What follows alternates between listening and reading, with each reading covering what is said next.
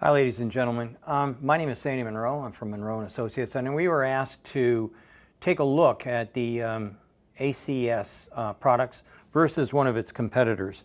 So today what I'm going to do is I'm going to give you a little bit of a quick tour over what happens when you're looking at two things that kind of look the same but really aren't the same. So the first thing that you can probably notice is that you can see here there's some holes. Well, these holes are to help help whoever the repair guy is to put this thing back together. So these are in the right place at the right and the right attitude and whatnot. This has nothing.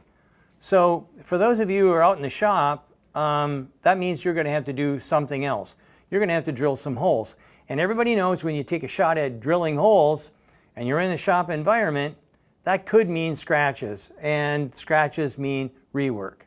Next thing is, let's have a look at this Class A finish. Now, this, to me, is a true Class A finish.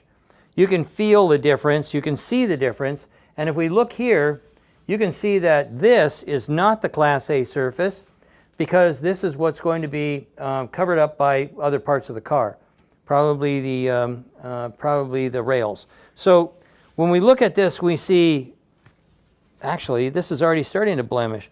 So we see that these two things kind of look the same, but not quite. The real difference is when you turn them around and look on the other way, and then you can instantly see that this is plastic injection molding, which is far superior, and this is thermoformed, which can do the job, I guess, but isn't as good as what it should be. If we have a look at the other product, we can see that it's been trimmed of sort. It looks like it's been taken off with an electric knife, or maybe a Dremel, or maybe just a razor blade. It's hard to say, but you can see that it's crudely done. If you look up here, you can see it's got a crude mess going on. So let's talk about the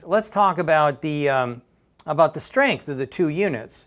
Okay, so if you hold them up, they can hold their own weight, right? And people might say, well, that one's as good as this one. But at the end of the day, what you really need is data. And that's what Munro Associates is big into. So let's have a look at the data.